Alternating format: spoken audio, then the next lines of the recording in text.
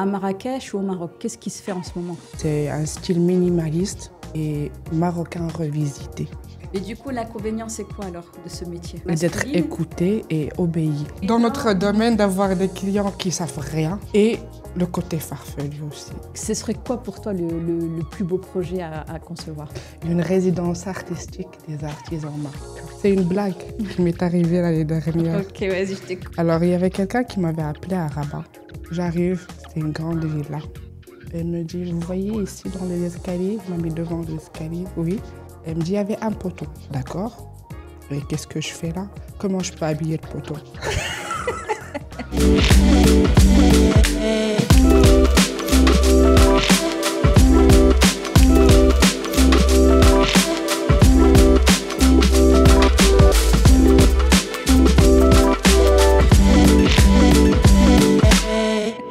Bienvenue, marhaba, je suis Majda, consultante et formatrice en communication et marketing digital et la fondatrice de Nexus Cash, le podcast qui rassemble les talents. Aujourd'hui, j'ai le plaisir et l'honneur de recevoir Kenza El Jameli, une architecte d'intérieur très talentueuse avec plus de 15 ans d'expérience. Elle va nous partager son parcours, ses inspirations et ses coups de cœur. Bienvenue à toi, Kenza. Merci Majda, merci déjà pour ton invitation. Avec plaisir. Merci aux personnes aussi qui nous écoutent à cet instant-là. Kenza El Jameli est passionnée depuis plus jeune âge de ce domaine, qui est en général le bâtiment et spécialement l'architecture d'intérieur. Et en 2014, mon parcours a été marqué par, on va dire, une formation académique en design et en architecture, et une expérience technique. En 2014, j'ai fondé mon entreprise GK Déco, qui est spécialisée en architecture d'intérieur et suivi des chantiers. Voilà. Ok, super. Donc toi, ton point fort, Kenza, c'est la technique. On va en parler un petit peu plus tard. Ça, c'est vraiment ton point fort. Est-ce que tu peux nous dire pourquoi tu as choisi ce métier? Qu'est-ce qui t'a motivé? Parce que ce métier, c'est un mélange parfait pour tout ce qui est créativité et technique. On vient de parler du côté technique. Je suis de base technicienne du bâtiment. Alors voilà. Et ce domaine, il réunit les deux. D'accord, super. Donc du coup, ça allie la créativité et aussi l'inspiration et la technicité. Est-ce que tu peux nous dire si tu as une spécialité particulière dans ton métier? Pas forcément, tu fais un petit peu tout type de biens, ou tu es plutôt hôtel, tu es plutôt bien particulier, tu es plutôt bien commerciaux. Est-ce que tu as une spécificité ou pas? Je suis plus dans le secteur, on va dire, je ne l'ai pas choisi, mais à un certain moment, je me retrouve dans le secteur industriel. Ah, d'accord. Hôtelier. Et aussi, je travaille aussi dans le secteur résidentiel, particulier ou promotion immobilière. D'accord. Voilà. Ouais, des projets d'envergure, ouais. De grande envergure. Et est-ce que tu peux nous dire, Kenza, aussi, qu'est-ce qui t'inspire? Comme toute personne, la nature d'abord, les voyages aussi. D'accord. Voilà, parce que chaque culture, on va dire, nous enrichit. C'est là où tu trouves ton inspiration. Par exemple, dans tes voyages, tu vois une nature, un paysage, une architecture en particulier. Et là, ça te donne des idées, des inspirations pour ton métier. Oui, chaque culture que tu découvres, elle enrichit, on va dire, ta vision et permet d'insérer des éléments de plus dans notre aussi quotidien ainsi que dans notre environnement. D'accord. Et est-ce que tu peux nous parler un petit peu des tendances actuelles en matière d'architecture d'intérieur à Marrakech ou au Maroc? Qu'est-ce qui se fait en ce moment? Alors, les tendances actuelles à Marrakech ou au Maroc en général, c'est un style minimaliste, on va dire du minimalisme et marocain revisité. D'accord. Ça veut dire en créant des espaces épurés, bien optimisés, en rajoutant ou en intégrant des éléments architecturaux marocains. D'accord. Comme du zélige, de l'acte, on va dire, de la ferronnerie, du plâtre sculpté. Voilà, en moins insérant de chargé. l'artisan. Voilà. Moins le côté À flamboyant ce que ça marocain. reste toujours, Oui, comme j'ai dit, c'est du marocain revisité. ouais, plus moderne. Voilà. Ok, super. Est-ce qu'il y a beaucoup de personnes qui se trompent entre architecte d'intérieur et décoratrice d'intérieur? Est-ce que tu peux nous expliquer la distinction entre les deux? Parce que c'est vrai que maintenant, il y a des gens qui font un peu de tout. Et je voulais que tu fasses bien la mise au point sur cette partie-là. Alors, un architecte d'intérieur, c'est plus dans la reconfiguration de l'intérieur, dans l'aménagement, dans, on va dire, la conception d'intérieur et la gestion d'un chantier au niveau de tout ce qui est seconde œuvre, ça veut dire les travaux de finition. Un décorateur, c'est plus dans l'aménagement de l'espace, les meubles, les couleurs et l'habillage de l'espace. D'accord. On va dire c'est un make-up d'espace. Oui, d'accord. Le maquillage, le make-up de l'espace. Et un Pour le architecte rendre d'intérieur, plus c'est joli. plus technique, plus conception, etc. Gestion de chantier aussi. D'accord, ok. Collaboration entre les artisans, entre aussi, on va dire, interlocuteurs entre et le client et les artisans. Donc c'est vraiment le chef d'orchestre avec plusieurs corps de métier. Oui, elle peut être aussi, en même temps, on est indirectement maître d'ouvrage délégué. Oui, tu nous parlais de... il y avait le côté esthétique aussi dans la création d'intérieur, dans l'architecture. Justement, tu parlais de la création à la partie technicité. C'est pas juste, toi, tu viens, tu as une vision, les plans, ils sont comme ça. Tu réfléchis à l'espace, à la lumière, aussi aux matériaux. Donc, il y a quand même un côté esthétique. Par exemple, tu vas plus dire, là, j'aimerais que ce soit du tas-du-lac, les sols. Ça peut être un carrelage spécifique. Donc, il y a quand même aussi un aspect esthétique. Bien sûr, ça doit être fonctionnel et esthétique. Voilà. Tout en respectant, on va dire, les réglementations, les normes dans chaque pays, et surtout les normes au Maroc de sécurité, réglementation architecturale aussi. Il y a pas mal de, on va dire, de points rouges ainsi que de feux verts par rapport aux clients. Il faut aussi répondre aux attentes du client et en intégrant tout ce qui est normes. D'accord, oui. C'est vraiment un métier très complet. Et justement, Kenza, je voulais te demander, c'est quoi les avantages et les inconvénients de ce métier? Ah, les avantages. Non, les avantages, c'est vraiment déjà d'être dans un domaine très humain parce qu'on a plus de contact avec les personnes. D'abord, le client. Il faut l'écouter, il faut savoir l'écouter. Et ça, c'est un avantage pour moi parce que j'apprends aussi.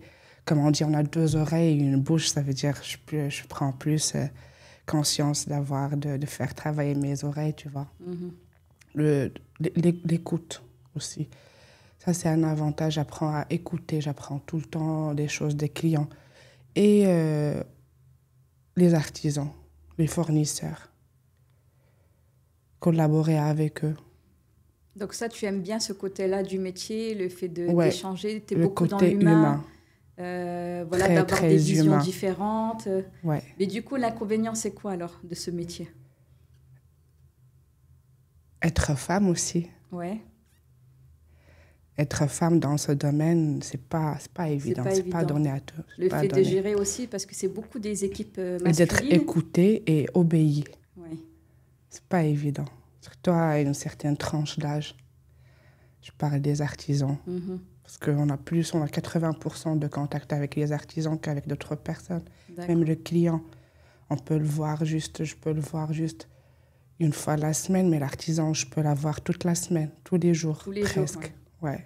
Et c'est compliqué justement de gérer des artisans peut-être un peu plus âgés, qui eux disent qu'ils ont une expertise dans leur métier, qui veulent faire d'une certaine façon, alors que toi, tu as demandé de faire d'une certaine manière. Comment est-ce que tu arrives justement à orchestrer tous ces hommes en tant que femme? Maintenant, tu as beaucoup d'expérience. Et comment tu arrives aujourd'hui à le faire? Alors, simple, il n'y a pas de secret. Il faut être clair, organisée et compétente. D'accord. Pour pouvoir réunir tout ça, ça veut dire il faut écouter les idées de tout le monde. Je ne vais pas les taire, je ne vais pas leur dire non, moi je connais tout. Mm-hmm.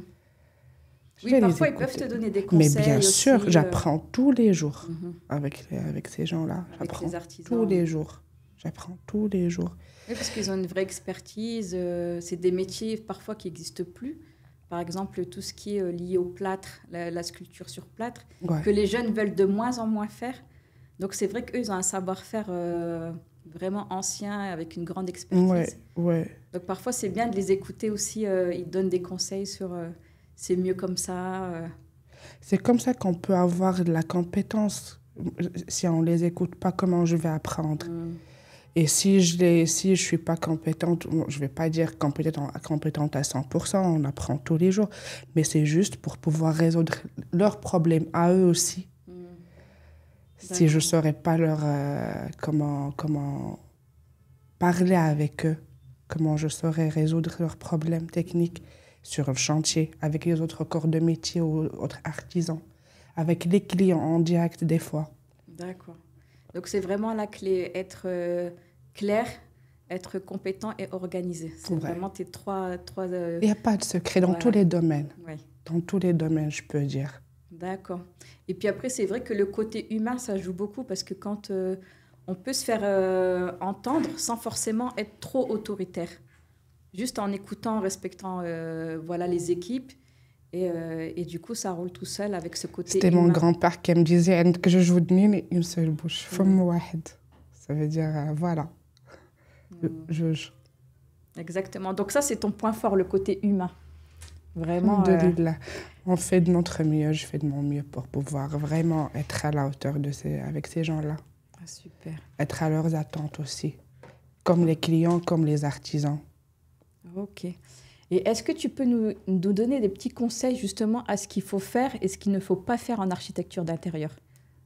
Il y a beaucoup d'erreurs qui se font. Alors, ce qu'il faut faire d'abord, c'est écouter le client. De un. Et ensuite, en optimisant l'espace, il faut optimiser, il faut profiter, il faut étudier chaque mètre carré, au millimètre carré. D'accord. Parce que malheureusement, on voit des plans où il y a des espaces perdus. Ça veut dire qu'il faut vraiment de l'optimisation des espaces en tant qu'architecte d'intérieur ou architecte. D'accord. Donc, il faut penser chaque millimètre carré. Oui, que ça soit opérationnel, fonctionnel et esthétique en même temps, sans oublier le côté esthétique. Donc, parfois, est-ce que tu recadres des clients qui ont peut-être des idées un petit peu farfelues, qui te disent, moi, je veux une villa avec ça, et que ça paraît vraiment aberrant. Du coup, toi, tu vas le reconseiller, le remettre sur le bon côté chemin. Farfelu, c'est le plus, on va dire, c'est le petit inconvénient. Oui. Voilà, qu'ils ont des attentes énormes. Dans notre domaine, d'avoir des clients qui savent rien, oui. qui savent pas ce qu'ils veulent. Ah oui. Et le côté farfelu aussi. Il y a des fois où tu peux pas le suivre. Tu peux pas. D'accord. Et du coup, comment tu fais? Tu réorientes sur des choses plus réelles, plus pratiques? Oui. Oui, je fais un effort dans... Ouais, là, par exemple, tu vas plus expliquer si, je sais pas, imaginons que j'ai un client qui va te dire, moi, j'aimerais que tu me fasses une baie vitrée ici, alors que c'est un mur porteur, c'est dangereux pour le... Et des fois, quand j'ai pas la possibilité, alors je dis non, je peux pas, je ne peux pas. Je peux me pousser à me retirer du projet si c'est vraiment trop... Ouais. Ça t'est déjà arrivé, ça, ou pas? Si. Ça t'est déjà arrivé de te retirer d'un projet? Ouais. C'était quoi son côté farfelu? Sans nous dire qui est la personne. Hein. Ça reste... Non, c'est pas... Mais c'était des idées qui étaient irréalisables. C'était des choses qui étaient hors normes et dont je ne pouvais pas prendre de responsabilité. D'accord. Parce qu'il y a aussi parfois un fossé entre ce que veut le client et le budget qu'il a réellement. Ça aussi, c'est un de Dante. Dante, ça veut dire il faut jamais négliger le budget. Même s'il n'a pas d'idée, si le client n'a pas d'idée de son budget, j'essaye et je réessaye pour pouvoir faire une préestimation ou là, juste un détail, on va dire, budgétaire, estimatif, pour lui faciliter les choses et pour me les faciliter à moi aussi, parce que le budget est très, très nécessaire pour pouvoir lancer un projet. Travailler sans budget, c'est compliqué. Très compliqué. Surtout que tous les coûts ont augmenté, la marchandise a augmenté, la main-d'œuvre a augmenté. Donc parfois, ils sont en dehors, notamment je pense à des investisseurs étrangers. Parfois, ils pensent que comme c'est le Maroc, ça va coûter moins cher. Ils ont une idée Alors de que budget le un petit Maroc, peu. on a la matière première, 95% de la matière première importée. Ah ouais, c'est énorme. Des fois, ils nous disent, ouais, ça c'est plus cher qu'en France, là qu'en Europe, ou là. Oui, on peut pas comparer l'incomparable, on importe, ça veut Les dire. matières premières, tu penses à quoi? Le, le bois, le verre, le sable. Ouais, ouais, Ouais, c'est beaucoup de... ouais. Des D'accord. matériaux de construction, le matériel aussi. Mhm. Ce qui coûte pas cher au Maroc, sincèrement, c'est la main-d'œuvre. D'accord. Et avec le niveau de vie qu'on est en train avec l'évolution du Maroc, même la main-d'œuvre s'augmente aussi. Oui.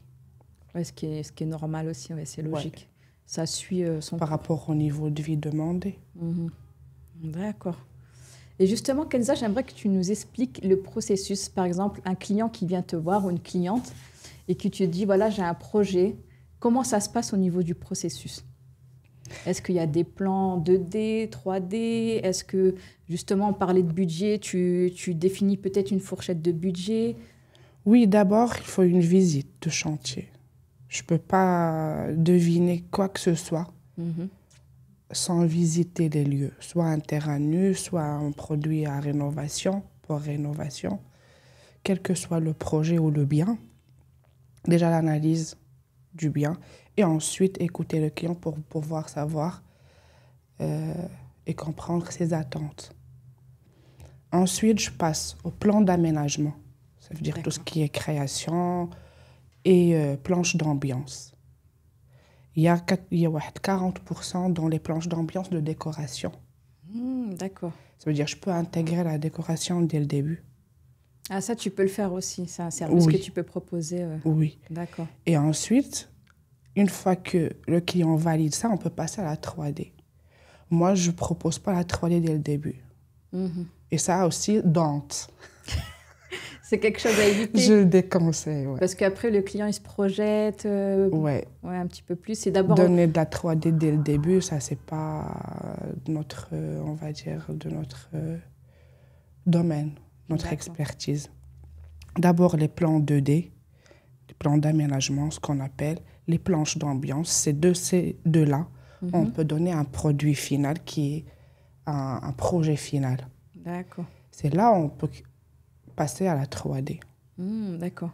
Et ensuite, une fois que la 3D est validée ou le projet par rapport au plan d'aménagement et planche d'ambiance validé, on passe phase chantier. On fait appel, on prépare déjà un descriptif détaillé des travaux. C'est mon bureau qui le crée. Et ensuite, de ce descriptif, on a ce qu'on appelle...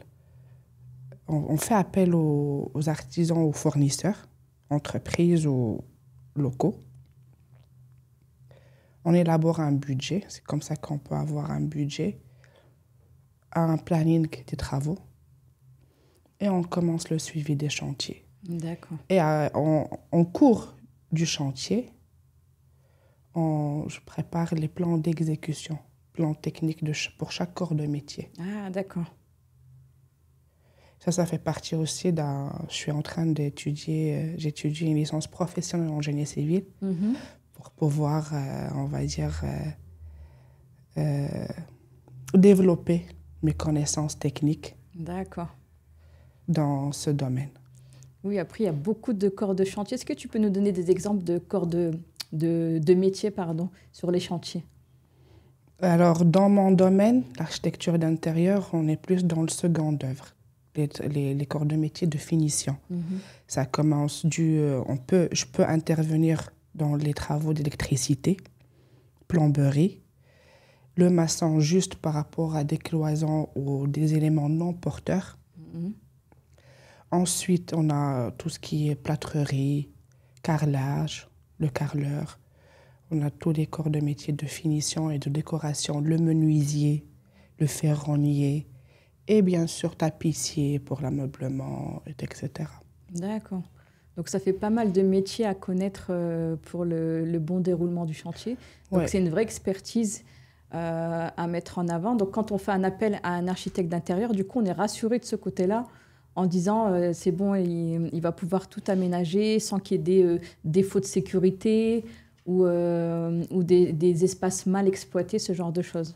Et l'avantage, c'est la collaboration. C'est qu'un architecte d'intérieur peut collaborer pour vous, pour chaque client, entre tous les artisans. C'est lui le porte-parole du client. Ça veut dire qu'il réunit ces gens autour d'une table de réunion et il suit avec ses plans d'exécution. Il suit les étapes de chaque de fabrication ou d'exécution de chaque élément. D'accord. C'est vraiment... Dans les biens. C'est vraiment sport. Un vrai suivi de chantier, c'est ça. D'accord. C'est ça le suivi de chantier. Et là, on va parler un petit peu projet de rêve, Kenza. Est-ce que tu peux me dire quel projet tu aimerais concevoir, un projet ultime? Ce serait quoi pour toi le plus beau projet à concevoir? Une résidence artistique des artisans marocains.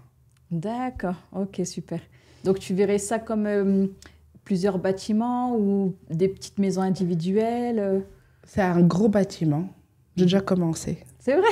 Tu l'as déjà conçu dans ta tête? Ouais. Ou tu as commencé les plans plutôt dans ta tête? J'ai déjà acheté le terrain. Ah oui, d'accord, ok. Sur la route de Casa, à Marrakech. Il sera à Marrakech.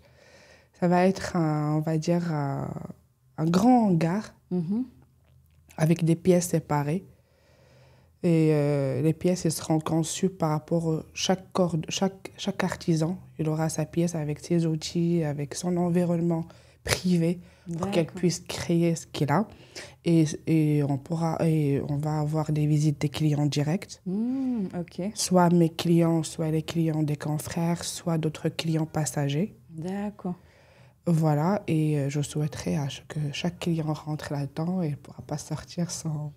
Qu'il soit émerveillé par tous les savoir-faire. Ouais. Donc, ce serait comme une espèce d'atelier pour chaque métier et en même temps un showroom pour montrer leur savoir-faire. Voilà, ce sera les deux, comme un studio design. Ah ouais, c'est une très très bonne idée. En tout cas, j'ai hâte de voir ce projet sortir de terre, Inch'Allah. Ok, bah super. Du coup, pour ce projet-là, à ton avis, ce serait quoi les défis à rencontrer? Alors, peut-être le temps, peut-être... le budget, ouais. les personnes qui soient engagées, les artisans. Parce que comme on avait dit tout à l'heure, il y a de moins en moins d'artisans et de personnes, on va dire, qui seront engagées. C'est l'engagement d'abord, le budget et aussi... qu'on respecte les délais. D'accord. Du coup, ce serait aussi une manière pour toi de préserver le patrimoine des artisans, ce savoir-faire, en les mettant dans des bonnes conditions. Ça peut donner aussi envie à des jeunes. Et surtout avec le programme de Sa Majesté récemment, c'est un avantage qu'il pousse l'artisanat marocain. D'accord. Ça veut dire qu'il y a des artisans maintenant, il y a des métiers artisanaux qui sont en train de, on va dire, de disparaître. Oui, exactement. Et pourquoi pas ne pas les faire renaître, tu vois, en donnant un espoir, en leur montrant aussi le côté innovant, le côté technologie, voilà, parce que dans ces ateliers, dans cette résidence, on va intégrer tous les moyens de technologie qu'on pourra avoir pour machine ou ordinateur ou un designer 3D, un infographiste, un photographe avec un bon matériel. Ça va leur motiver à intégrer le domaine artisanal, voilà. D'accord. Ok, je pense aussi, tu sais, dans la leur partie... rassurant. Tu sais, innovation maintenant avec la réalité augmentée, tu sais, les espèces de grosses lunettes qu'on met et du coup, on se projette dans le bien à l'intérieur. Ça peut peut-être être une innovation quand tu as des clients qui arrivent et qui voilà, je sais pas moi, ça serait un mur de tas de lacs avec des sculptures spécifiques. Ils pourraient se projeter en se disant « Ah oui, bah, c'est magnifique ». Du coup, ça fait entrer l'innovation, mais en même temps, la tradition. Ouais, des visites virtuelles. Ouais. Parfait. Ouais. Pourquoi pas? Du coup, ça donnerait peut-être envie aux jeunes aussi de perpétuer ces métiers qui sont en train de se perdre malheureusement avec voilà, un bon espace, avec une mise en valeur, avec des clients qui reconnaissent aussi leur Il leur faut juste savoir-faire. il leur faut juste une assurance et pourquoi pas les rassurer et les assurer. C'est ce qu'il leur faut. D'accord. En tout cas, c'est un C'est comme ça projet que... magnifique, Kenza. J'ai hâte de voir ça. On en Marhaba. reparlera, Inch'Allah, Bien quand il sûr. sortira. Du coup, là, on va passer dans une partie quiz rapide.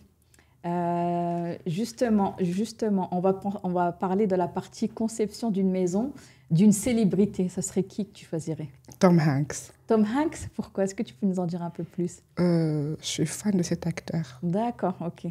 Je connais pas sa vie, je connais rien, c'est juste comme Ouais, ça. tu es fan les films qu'il fait, etc. Donc, tu t'imagines bien lui concevoir une maison pour lui. Ouais, Ok, bah je le super. ferai avec grand plaisir. Justement, tout à l'heure, on en a parlé de l'aspect beaucoup plus minimaliste maintenant dans la conception d'intérieur. Est-ce que toi, tu préfères le minimalisme ou l'opulence marocaine? Les deux.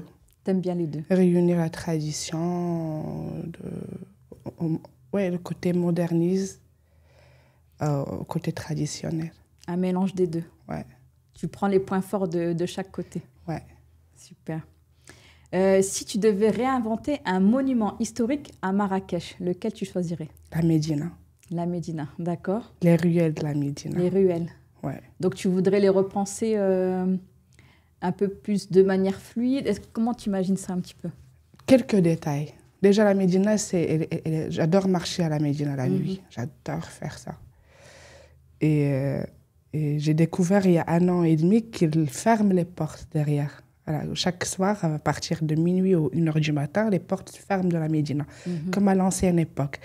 Et ça, j'ai adoré. Et il y a des idées à faire, vraiment. Pas mal de choses. D'accord. Ouais. Donc, vraiment, la Médina, le cœur de Marrakech. Ouais. Ok. Ton pire cauchemar en tant qu'architecte d'intérieur?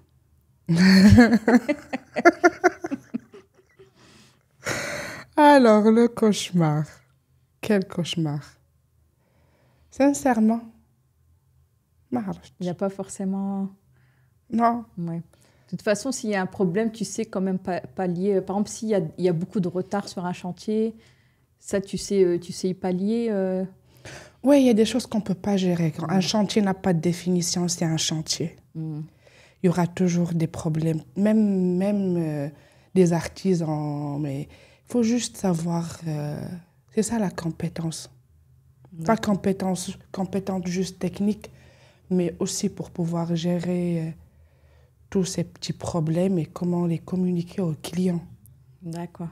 Parce que même quand, tout à l'heure, on parlait des clients un petit peu spéciaux, même quand il y a des clients qui ne savent pas exactement ce qu'ils veulent, du coup, toi, après, tu sais les réorienter, les accompagner pour, un petit peu comme un entonnoir, les aider à mieux visionner leur projet. Oui, ça fait partie de mon métier comme un psychiatre, ou un psychologue de l'intérieur, C'est ça. de chez soi. Non, parce qu'on ne peut pas... oui, il y a des choses, il y a aussi le temps, le délai. Des fois, on ne respecte pas, il y a des gens qui ne respectent pas le délai. On peut avoir plein de choses, mais je ne peux pas les appeler inconvénients. Bah, pire Tout cauchemar, est c'est pas un réglé. cauchemar non plus. Oui, ni inconvénient, ni cauchemar, voilà. Mais parce qu'on peut tout... Il n'y a pas de problème. Ouais. L'humain, de toute façon, c'est une donnée qu'on ne peut pas maîtriser à 100%. Voilà, donc, voilà. Ça fait partie aussi des détails de ce métier. Ok, super. Et si tu souhaitais collaborer sur un projet avec un artiste local, tu penserais à qui? Monsieur Laman, c'est un des anciens plâtriers au Maroc. C'est lui qui avait fait... C'est un des plâtriers qui avait... Qui est très connu, ouais. D'accord. C'est lui qui avait fait la mosquée Hassan II. Ah, d'accord. Voilà. Donc, une grande expertise. Il exerce encore, ce monsieur? Non, Non, mais je le rencontre. Dernièrement, j'ai commencé à le voir grâce à un ami qui est architecte. Et c'est une légende artistique de son domaine, qui est le plâtre. En tout cas, merci de nous le partager. Par contre, moi, je ne connaissais pas, donc je vais aller regarder qui est cette personne. Donc, c'est bien aussi de mettre en avant les talents du Maroc ou de Marrakech. Donc, merci pour cette information, Kenza. Et je voulais te demander une anecdote ou un projet marquant que tu aimerais partager avec les auditeurs. Je vais te raconter plutôt on va dire c'est une blague qui m'est arrivée l'année dernière. Ok, vas-y, je t'écoute. Je te l'ai déjà raconté l'année dernière, peut-être. Alors, il y avait quelqu'un qui m'avait appelé à Rabat, il y a 1 an, pour un projet. Il pleuvait. Je dis d'accord, j'arrive, je prends la route. 3 heures de route, sous la pluie. J'arrive, c'était une grande villa. Elle me dit, vous voyez ici dans les escaliers? Elle m'a mis devant l'escalier, oui. Je vois les escaliers. Elle me dit, il y avait un poteau, d'accord? Et après le séisme, j'aimerais bien remettre le poteau, d'accord? Et qu'est-ce que je fais là? Comment je peux habiller le poteau? Voilà. Donc, c'était un petit projet très localisé. 6 heures de route pour un poteau. Comment habiller le poteau? Mais est-ce que tu l'as fait quand même ou pas? Non. Non, tu l'as pas fait. Mais non, voilà, c'est dans les demandes un Parce peu que farfelues. parce que même le bureau d'études, je ne sais pas s'ils ont déjà reconstruit le poteau ou pas encore. Ah, ok. Parce que ce n'était pas encore mis en place. Ouais, ça fait partie des demandes farfelues dont on parlait tout à l'heure. Et pour toi, si tu devais donner un conseil à des architectes d'intérieur qui débuteraient, ce serait quoi que tu pourrais donner? Écoutez vos clients d'abord. Ne jamais cesser d'apprendre. Parce que apprendre, ça fait partie de notre vie. Il y a toujours des nouveautés, il y a toujours de nouvelles choses au niveau technologie, au niveau matériel aussi. Et n'ayez pas peur si vous faites des erreurs. N'ayez pas peur. C'est d'après l'erreur qu'on peut apprendre. Voilà. Et nous améliorer. Exactement.